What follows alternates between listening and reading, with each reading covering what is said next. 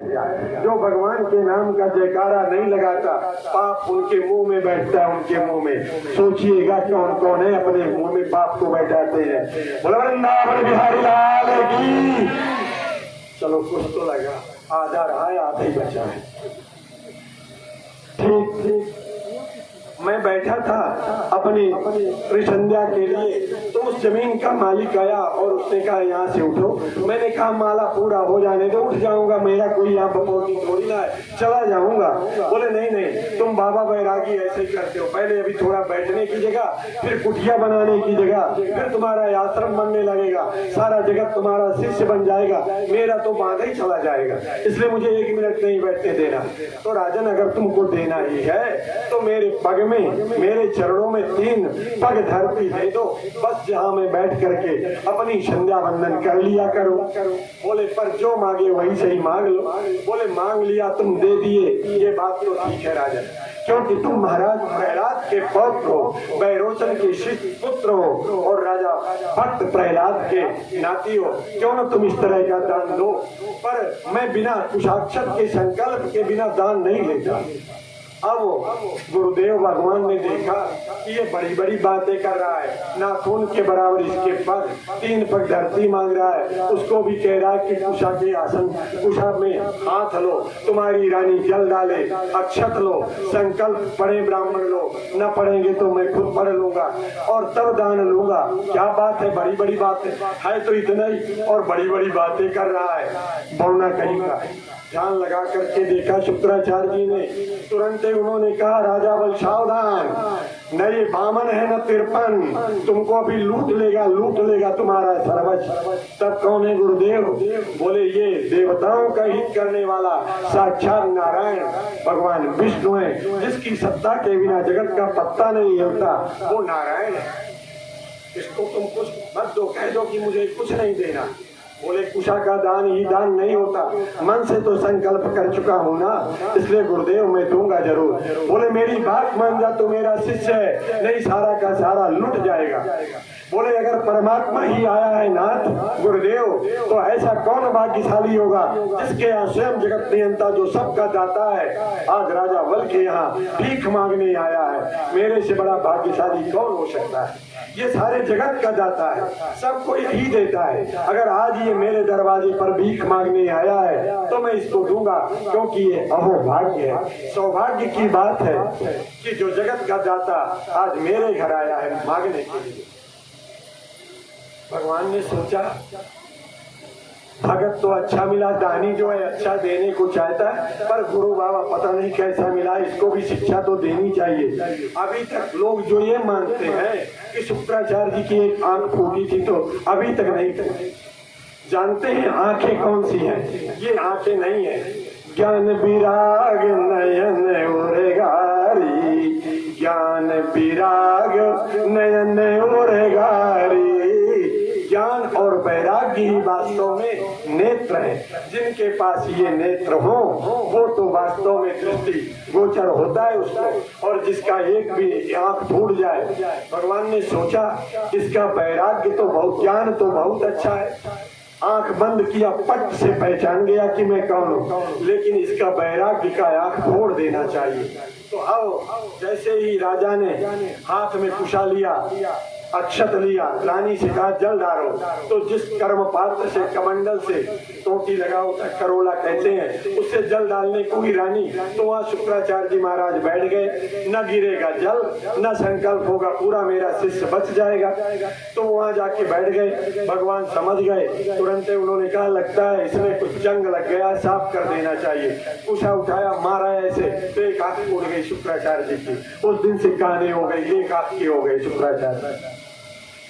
जो किसी के धर्म में आड़े आता है वही काना है।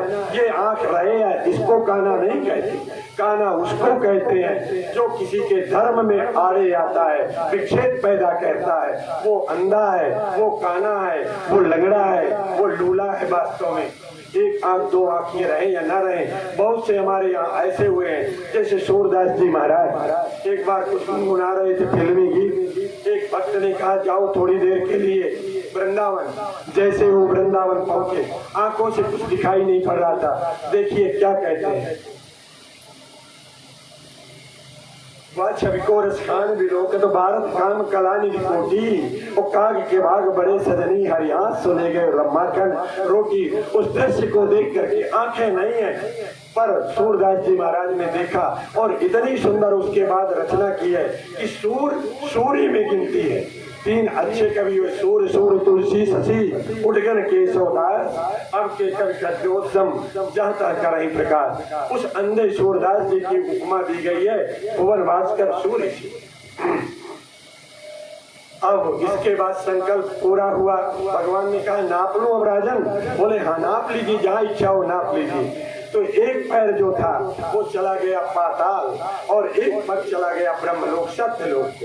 पद पाताल शीश अजधामा दो ही चरण में सब तीनों लोग 14 भुवन नप गया। अब तीसरा पैर कहाँ रखूं राजन। जब तीसरा पैर रखने के लिए कोई जगह न मिली तो भगवान ने तुरंत ही गरुड़ से कहा बांध लो इसको। बांध लिया गया। जब वामन भगवान बन करके आए थे तो राजा बल की बहन वहां थी। उस बहन ने देखा और कहा क्या सुंदर लाल है, अगर कदाचित मुझको मिल जाता तो मैं इसको दूध पिलाती। जिस समय वामन भगवान बन के बटुक भगवान बन के आए थे तो राजा बल की बहन ने देखा और कहा कि अगर ये मुझको मिल जाते तो मैं इसको अपना दूध पिलाती। और जिस समय भगवान राजा बल को बांध लेते हैं खरारी बन करके विकट वेश बना करके तीनों दो पग में ही सब नाप लिया विराट रूप धारण करके। उस समय भगवान ने राजा बल को बांधा। उस बहन ने कहा अगर मौका मिल जाता तो मैं इसे जहर दे देती, जहर पिला के मार डालती। पर भगवान सब सुनता है। मैंने कहा कल भगवान दोनों बातों को पूर्ण करता है। यही अगले जन्म में पूतना बनती है और ये अपना दूध भी पिलाती है और जहर भी पिलाती है। जो इच्छा करी हो मन माई, जो इच्छा करी हो मन माई और राम कृपा कछु दुर्लभ नहीं। जैसी इच्छा करेंगे, इसलिए हमेशा सत संकल्प करना चाहिए, अच्छी इच्छा करनी चाहिए। ठीक राजा बल को जब बांध लिया गया इनकी पत्नी आती है, इनका नाम है विंध्यावली। राजा बल की पत्नी का नाम था विंध्यावली। वो आती हैं और कहती हैं ना उनके चरणों में प्रणाम किया। बोले प्रभु मुझे कोई परेशानी नहीं, कोई पीड़ा नहीं, बस एक ही बात का कष्ट है कि मेरे पति ने 99 यज्ञ किया था, ये 100वीं यज्ञ पूरी हो रही थी। हमने सुना है कि लोग बंधन मुक्त होने के लिए यज्ञ करते हैं, अनुष्ठान करते हैं, जप करते हैं, दान देते हैं और मेरे पति ने कौन सा ऐसा यज्ञ किया जो बंधन मुक्त हो गए।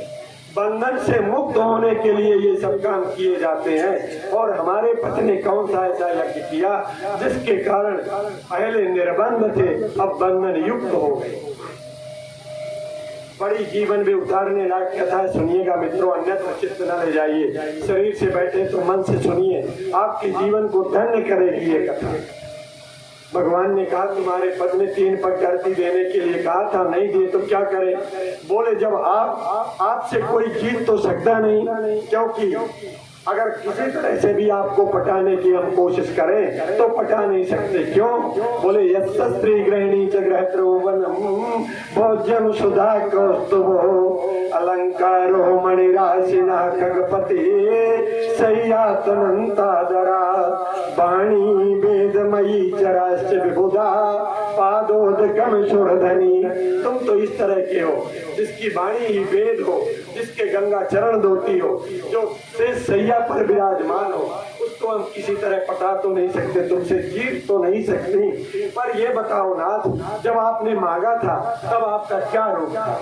तब 52 अंगुल के थे आप, और जब आप नापा तब आप विराट रूप धारण कर लिया। पर आपसे जीत नहीं सकते हैं, आपसे जीता नहीं जा सकता। लेकिन मेरे पद को नारी वो है।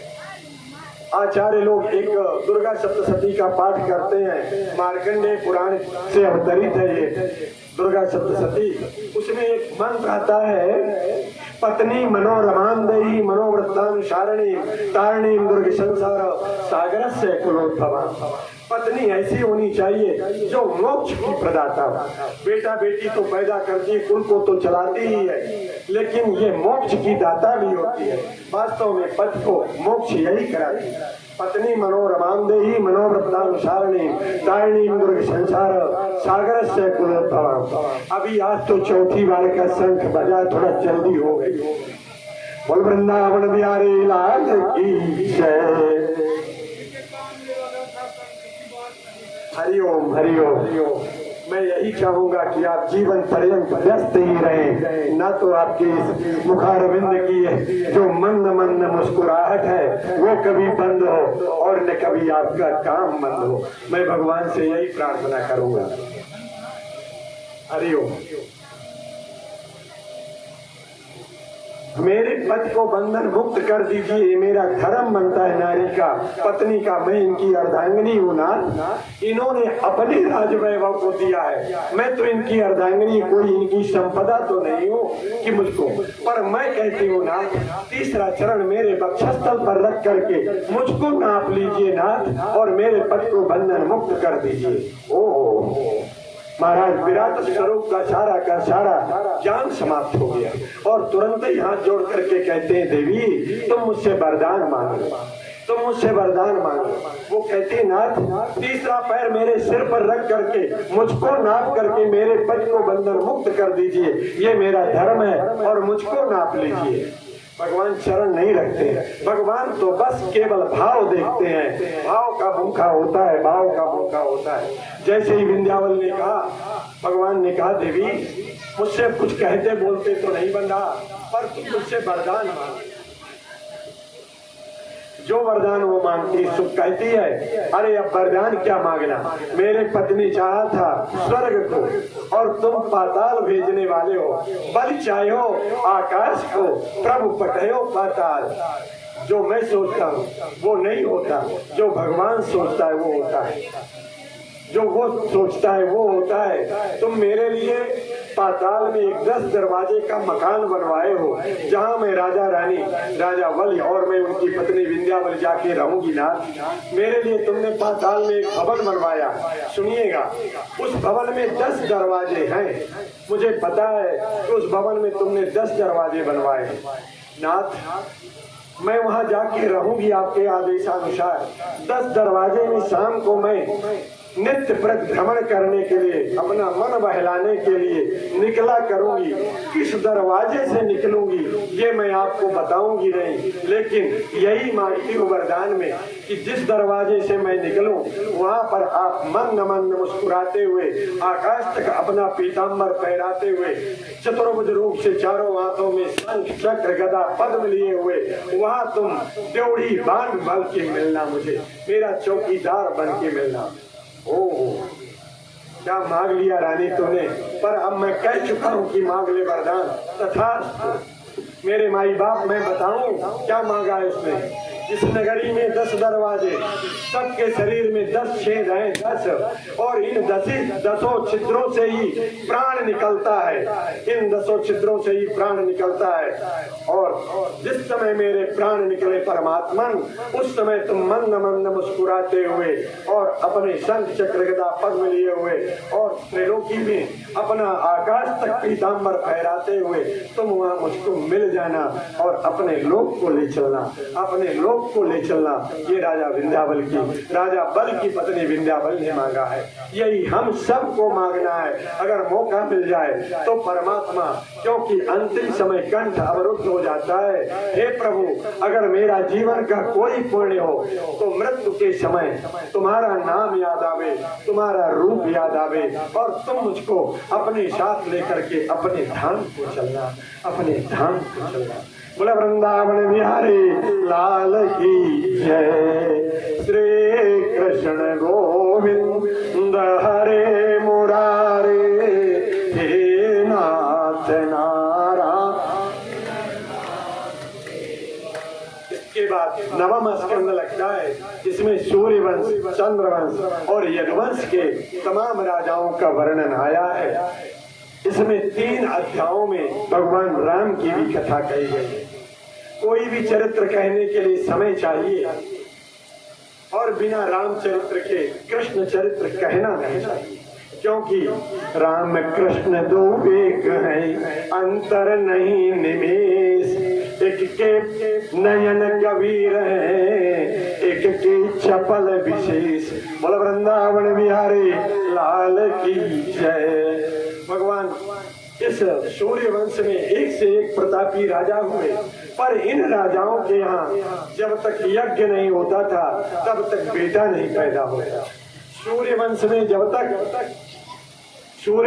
जब तक यज्ञ ना हो तो बेटा नहीं पैदा होता था, और जिस वंश में भगवान कृष्ण पैदा हुए जब तक तलवार नहीं खनकती थी तब तक ब्याह नहीं होता था।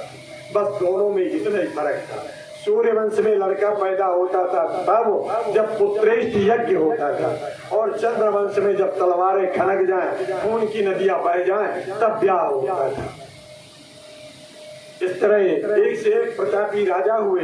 इसी वंश में एक राजा हुए अम्बरीश। अम्बरीश बड़े ही साधु भक्त थे, भागवत भक्त थे, एकादशी का व्रत करते थे। बहुत दिनों से एकादशी का व्रत करते करते आज समय आ गया उद्यापन करने का।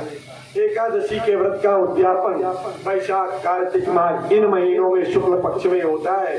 कार्तिक का महीना था, शुक्ल पक्ष था। महाराज अम्बरीश आज अपने एकादशी व्रत का उद्यापन करना था, लेकिन संयोग की बात आज द्वादशी बहुत कम थी। एकादशी का उद्यापन द्वादशी में होता है।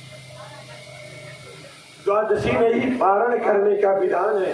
अगर त्रयोदशी लग जाए तो पारण नहीं होता। महाराज उद्यापन का हवन आज सब ऋतुजों ने, आचार्यों ने करवा दिया। पारण करने का समय आ ही रहा था, इतने में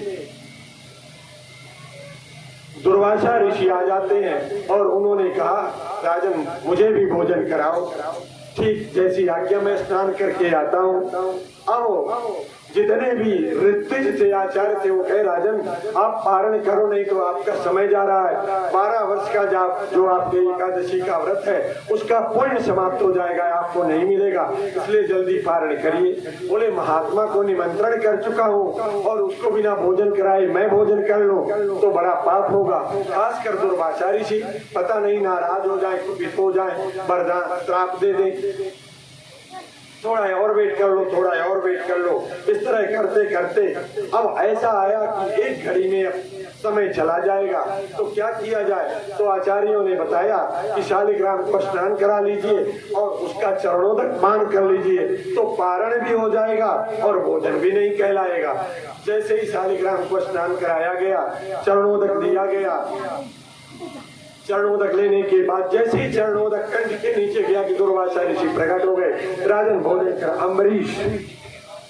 अम्बरीश जैसे ही वो चरणोदक दिया, इतने में दुर्वासा आ गए। बोले राजन भोजन कराओ, पर समय तो बहुत ज्यादा हो गया, आप तो द्वादशी बीत गई, तुम्हारा व्रत खंडित हो गया। बोले नहीं महाराज, मैं अपने आचार्यों के आज्ञा के अनुसार भगवान का चरणोदक पान कर लिया हूँ, इसलिए मेरा नियम रह गया। ओम बड़े कुपित हुए, क्रोध का पारावार नरा, तुरंत एक जटा उखाड़ी, पटका जमीन पर, एक कृत्या प्रकट हो गई कि महाराज अम्बरीश को खा जाएगी। जैसे ही अम्बरीश की ओर दौड़ी वो कृत्या राक्षसनी, इतने में भगवान से रहा न गया। भगवान का तो सिंहासन इतने में हिल जाता है जब कोई उसके भक्त को परेशान करता है। तुरंत ही वहां से सुदर्शन चक्र दौड़ा, कृत्या को तो नष्ट किया और दुर्वासा के पीछे पड़ गया। दुर्वासा को लगा काट डालेगा। अब दुर्वासा ऋषि भागने लगे, भागते भागते तमाम ब्रह्मा के पास पहुंचे। ब्रह्मा ने कहा मैं रक्षा नहीं कर सकता, भगवान शिव के पास जाओ। भगवान शिव ने कहा यद्यप मैं बचा तो सकता था, लेकिन तुम भगवान के भक्त का अहित किए हो, अपकार किए हो, इसलिए मेरे में भी सामर्थ्य नहीं है। तुम उन्हीं के पास जाओ जिनका ये आयुध है। जाते हैं भगवान विष्णु के पास। विष्णु ने कहा अरे दुर्वासा, यद्यप तुम ऋषियों में बचा तो सकता था, लेकिन अहम पराधीन, मैं भक्तों के अधीन। भक्त जैसा मुझे नचाते हैं वैसा मैं नाचता हूँ, इसलिए तुम उन्हीं के पास जाओ जिनका तुमने अपकार किया है। जिनका तुमने अपकार किया है वो संत हैं, वो परोपकारी है, निश्चित ही तुम्हारे ऊपर कृपा करेंगे, दया करेंगे और बचा लेंगे। तमाम तीनों लोक में भ्रमण किया, लेकिन काहू बैठन कहा न वही, और राखी कुशक राम कर द्रोही, राखी कुशक राम कर द्रोही। जो परमात्मा के भक्तों के साथ विरोध करता है उसका त्रैलोक्य में कोई रक्षक नहीं होता। माई बाप, उसका त्रैलोक्य में कोई रक्षक नहीं होता है। लौट के आए अम्बरीश के पास, जैसे उनके चरणों में प्रणाम किया, तब से अम्बरीश हाथ जोड़े खड़े हैं। जब उन्होंने आया, चलिए महाराज भोजन करने, उनको कुछ पता नहीं कि क्या क्या हो गया, तब से हाथ जोड़े आंख बंद किए खड़े हैं। जब किसी का पैर में स्पर्श लगा तो उनकी तंद्रा टूटी, देखा तो हम महाराज दुर्वासा उनके चरणों में प्रणाम कर रहे हैं। चिटक के दूर खड़े हुए बोले, महाराज क्यों पाप में डाल रहे हो, क्षमा कर दो, क्या गलती हो गई। बोले, इस सुदर्शन चक्र से पहले मेरी रक्षा करो। तुरंत ही उन्होंने कहा, अगर मनसा वाचा कर्मणा से, महाराज अम्बरीश कहते हैं सूर्यवंश के राजा हैं, महाराज कहते हैं अगर मन से, वाणी से, कर्म से कभी मैं भगवान विष्णु के अलावा न तो मैं कभी सोचा हूँ, न बोला हूँ, न ग्रहण किया हूँ, तो ये सुदर्शन, ये भगवान विष्णु के आयु तुम शांत हो जाओ। जैसे उन्होंने कहा, वो सुदर्शन चक्र अम्बरीश की परिक्रमा किया और भगवान के कर कमलों में जाकर के सुशोभित हो गया, अपने परमात्मा के पास, अपने स्वामी के पास पहुंच गया। महाराज दुर्वासा ने देखा, वो आज मैं समझ पाया कि भगवान के भक्तों के पास कितनी शक्ति होती है, कितनी बड़ी महिमा होती है। जिसको भगवान नहीं बचा सकता उसे भगवान के भक्त बचाते हैं। बोले वृंदावन बिहारी लाल की जय। तत्पश्चात एक से एक प्रतापी राजा, जिसमें 60,000 ऋषि भी इसी में भस्म हुए थे, एक महात्मा का तिरस्कार करके, और उनका कल्याण करने के लिए बहुत राजाओं ने तपस्या किया गंगा को लाने का। लेकिन इसी कुल खानदान में महाराज भगीरथ 5 वर्ष की अवस्था में तपस्या करके गंगा को प्रसन्न किया और विष्णु रूप से गंगा को ले आए धरती पर, जो त्रैलोक्य को पावन करती है, सबको पवित्र करती है। गंगा जल जब तक ना हो तब तक श्राद्ध नहीं होता है। इसलिए भगवान महाराज कितना भी कोई पापी हो, जला करके उसकी हड्डियों को अगर गंगा जल में प्रवाहित कर दिया जाए तो वैकुंठ चला जाता है। ऐसा प्रमाण है हमारे शास्त्रों का। ऐसी त्रिपथ गामिनी, ऐसी गंगे तब दर्शनात् मुक्ति का प्रागट है। इसी वंश के राजाओं ने महाराज भगीरथ ने किया। तत्पश्चात इसी कुल में आगे खड़मांग हुए, अज हुए महाराज दशरथ हुए, जिनके कुल खानदान में जिनके ही बेटे भगवान बन करके आते हैं, भगवान बन करके आते हैं। रोचक प्रसंग जो श्रृंगार का है वो तो समय नहीं है, पर एक प्रसंग सुनाता हूँ। भगवान अभी छोटे से हैं, खेलने जाने लगे, घुटनों के बल से अब नहीं, अब बढ़िया चलने दौड़ने लगे हैं। आज बिना कलेवा किए जैसे ही मुर्गा बोला, अपने मित्रों की आवाजों को सुना, तुरंत ही सरयू के किनारे अयोध्या में सरयू के किनारे उपवन में पहुंच गए। वैसे रोज कलेवा करके जाते थे, पर आज बिना कलेवा किए ही चले गए, क्योंकि कल जो लड़के थे खेलने वाले कुछ कह दिया था। तो आज भगवान सबसे पहले बगीचे में पहुंच गए, उपवन में। वहां जैसे ही पहुंचे, जितने बालक थे सब के सब नाराज बैठे थे, सब के सब बालक नाराज बैठे थे। भगवान ने कहा, क्या बात है मित्रों, तुम लोग आज ठीक से बोल भी नहीं रहे हो, मुझसे इतना नाराज हो, क्या हो गया?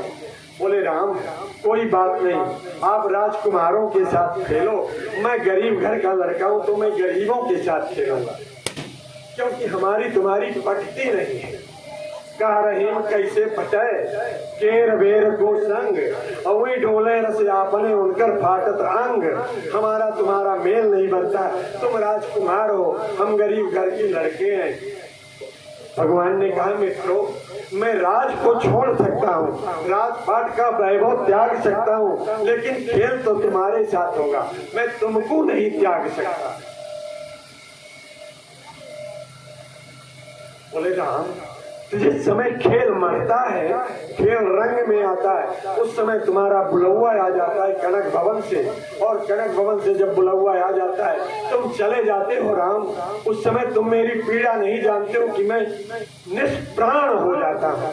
सभी मित्र कहते हैं जिस समय तुम्हारा बुलौआ कनक भवन से आता है हम निष्प्राण हो जाते हैं राम, केवल ठूठ रह जाते हैं। उस वो पीड़ा तुम नहीं जानते हो, इसलिए मैं तुम्हारे साथ नहीं खेलूंगा। भगवान राम ने कहा जब तक तुम आज्ञा नहीं करोगे तब तक आज खेल चलेगा, मैं नहीं जाऊंगा। बोले कसम रही तुम्हारे रंगनाथ भगवान की, 3 बार कसम खाओ। इस कुल के देवता थे स्वामी रंगनाथ जी महाराज, तुम्हारे कुल के देवता रंगनाथ की सौगंध है राम, जब तक आज खेल पूरा ना हो जाए तो तुम जाओगे नहीं। बोले ठीक। खेल प्रारंभ हो गया। एक तरफ के सेना नायक राम बनते थे, एक तरफ के सेना नायक भरत बनते थे, आपस गुइयां बांट लेते थे। और जब खेल होता था राम जीतते थे, लेकिन घोषणा करते थे भैया भरत जय, भरत जीत गए। क्या प्रेम था भाइयों में, भातृ प्रेम अगर देखा जाए तो यहाँ मिलता है। भरत की विजय हो जाया करती थी। ठीक दोपहर का समय हुआ, महाराज दशरथ राजसभा का संचालन समापन करके अंतःपुर में जाते हैं। महारानी कौशल्या पैर धुलवाती हैं, आसन पर बैठाकर कंचन थाली पर व्यंजन परोस करके सामने रखा और महाराज दशरथ ने जल पिराया, पंच कवल कर जीवन लागे। जैसे ही एक गिलास लिया मुंह में चला गया। अरे कौशल्या आज चारों भाई दिख नहीं रहे राम, आज कहाँ चले गए हैं? बोले महाराज आज बिना कलेवा के चले गए हैं, अभी तक आए नहीं। दूसरा निवाला महाराज दशरथ हाथ में लिए थे, उसको थाली में रख देते। झांकी को देखिए, एक निवाला मुंह में है तब याद आ गई, दूसरा निवाला थाली में रख देते हैं। उठाया तो था, लेकिन याद आने पर जब पता चला कि आज बिना कलेवा के चले गए हैं तो उस निवाले को थाली में रख देते हैं। कौशल्या बुलाओ राम, क्योंकि वो जानते थे कि राम कौन है। राम साधारण कोई बालक नहीं है, राम कौन था ये महाराज दशरथ को पता था। तुरंत उन्होंने कहा कौशल्या बुलाओ राम आज को। एक दासी जाती है इशारा पा करके, जब बगीचे में पहुंची तो मित्रों का कलेजा फटने लगा। चली आ रही है काल बुलाने के लिए, मेरे प्राण लेने के लिए आ रही है। जैसे ही पास में पहुंचे भगवान राम दासी को भी दासी नहीं मानते थे। कहो माँ कैसे आई इतनी दोपहरी में तुम यहाँ? वो दासी कहती है, जिस दासी को भगवान राम माँ शब्द से संबोधित करते हैं, बातन हाथी पाइए बातन हाथी पाओ। मीठी बाणी बोलने का परिणाम क्या होता है? भगवान राम पूछते माँ कैसे आई इतनी देर? दासी कहती है अरे भोजन करत बुलावत राजा, भोजन करत बुलावत राजा। मुझे पता चला है राघव, महाराज संचालन बंद करके सभा का अंतःपुर में गए हैं। एक गिलास लिया जो मुंह में पड़ा है, दूसरा गिलास थाली पर रख दिया तोड़ करके। आपकी याद आई है और आपको बुलवाया गया। भोजन करत बुलावत राजा, भोजन करत बुलावत राजा। भगवान राम कहते माँ जा करके अपने राजा से कह देना, क्यों मुझको क्या मानते हैं? अगर उनको याद है पहले वाली बात महाराज मन की, तो पहले इष्ट को भोजन करा करके भोग लगा करके उनको भोजन करना चाहिए। अगर वो वास्तव में मुझे अपना पुत्र ही मान बैठे हैं, सब कुछ भूल गए हैं, तो बच्चों को भोजन करा करके बड़ों को भोजन करना चाहिए। जा कह दे अपने राजा से मैं किसी के घर जूठन खाने नहीं जाता। ओ जाती है दासी, कुछ बना के कहती है आज खेल में बहुत व्यस्त है, थोड़ी देर में आ जाएंगे। महाराज को पता चला, कौशल्या ने और संभाल के बताया आप भोजन करिए, आते ही हैं। महाराज दशरथ कहते हैं रानी आज बड़ी भूल हो गई है, अब तू जा बुलाने के लिए, क्योंकि तेरे अलावा कोई राम को बुला नहीं सकता। परमात्मा को कौन बुला सकता है? केवल भक्ति ही बुला सकती है, और कोई नहीं पकड़ सकता, कोई नहीं बुला सकता। महारानी कौशल्या कभी कनक भवन से बाहर नहीं निकली थी। जैसे वो राजमहिषी दिल्ली के बाहर पैर रखा पसीने से तरबतर हो गई। दोपहर का समय था, सूर्य सिर पर मंडरा रहा था, सरयू की बालुका तपी हुई थी। जैसे ही पास में पहुंचे भगवान ने देखा अभी तो दासी माया आई थी, अब तो असली माया आ गई है, अब क्या करेंगे? अब तो असली माया आ गई है, अब क्या कर सकते हैं, अब कोई बहाना नहीं चलेगा। जैसे ही पास में पहुंची कौशल्या को लगा अब पकड़ लेंगे, अब पकड़ लेंगे, लेकिन ठुमुक चलत रामचंद्र बाजत पैजनिया, ठुमुक चलत रामचंद्र बाजत पैजनिया, किलकिलाए उठत धाए गिरत भूमि लटपटाए। कौशल्या को लगा अब पकड़ लेंगे, अब पकड़ लेंगे, छोटे छोटे पैरों से लगे भागने, भागते तो हैं पर बार बार गिर जाते हैं, ये अवस्था है अभी। किलकिलाए उठत धाए गिरत भूमि लटपटाए, धाय माय गोद लेत दशरथ की रनिया। महारानी कौशल्या सोचती हैं अब पकड़ लेंगे, अब पकड़ लेंगे, पर निगम ने तिजई अंत न पावा। जिसको निगम जो वेदों का सार है वो नहीं पकड़ पाया, जिसे वेद नहीं पकड़ पाए, जिसे निगम नायिति नायित कह करके नेति नेति कहीं निगम गावा, उसको कौशल्या कहती है अब पकड़ लेंगे, अब पकड़ लेंगे। जब न पकड़ पाई तब रोने लगी, पसीने से तरबतर हो गई, अब अंगला पैर रख नहीं सकती, गिर जा करके बेहोश हो जाएगी और आंखों से आंसू बहने लगे, छलछलाए आए। अरे कितना सताता है ये, और आंसू बह आए। भगवान कभी आंखों में आंसू देख नहीं सकता, अपने पैरों में ठोकर लगवाते उपटा लगवाते हैं, गिर पड़ते हैं, और महारानी कौशल्या तुरंत गोद में लेती हैं, अपने आंचल से धूल झाड़ती हैं। वो बहुत धूप है, धूल धूप से छिपाती हैं, धूल दूसरी है, लगभग साड़ी पहने हुए, पर अपने पुत्र से इतना प्यार है कि धूल भी भूल गया। पहले सूर्य की किरण से बचाया जाए, आंचल में छुपा लेती है, छाती में चिपका लेती है। जैसे ही लेके चलने लगे, भगवान ने मित्रों की ओर देखा, क्या कहते हो? बोले राम, आज खेल में परमानंद आ गया। इस राजमहिषी को कभी नहीं देखा था, जो तुमको प्रकट किया हो वो कोई साधारण तो हो नहीं सकती, बस इसके देखने की बड़ी लालसा थी, उसको आज दर्शन करा दिया तुमने। अब राम तुम जाओ, आज खेल का आनंद आ गया। भगवान को कौन पकड़ सकता है? इस कथा में केवल इतना है, भगवान को कोई भक्ति पकड़ सकती है और दुनिया में कोई पकड़ कोई उसको अपने पास ला नहीं सकता है। अभी इसका एग्जाम्पल भागवत के 10वें स्कंद में जिस समय ऊखल से माँ यशोदा ने भगवान कृष्ण को बांधा है, इसी का एग्जाम्पल है, इसी का उदाहरण है। कुल वृंदावन बिहारी लाल की जय। इसके बाद भगवान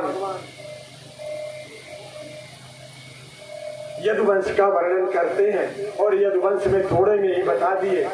महाराज परीक्षित कहते हैं, नाथ आज 6वां दिन है, न तो मुझे भूख लग रही है न प्यास लग रही है, और जिसके लिए मैं लालायित हूँ उसकी कथा आप 3 श्लोकों में सुना दिया। जो हमारे पितामह के पितामहामि समरे मरजय देवव्रता स्थित मंगलय्य दुरत्यम कौरव सैन्य सागरम। हमारे पितामह को जैसे अभी अभी गाय का बछड़ा जन्मा हो और थोड़ा सा गड्ढे में पानी भरा हो, खुदक के पार कर जाता है, उसी तरह बड़े बड़े मगरमच्छों के बीच में हमारे पितामह युधिष्ठिर, अर्जुन, भीम जैसे वो बछड़ा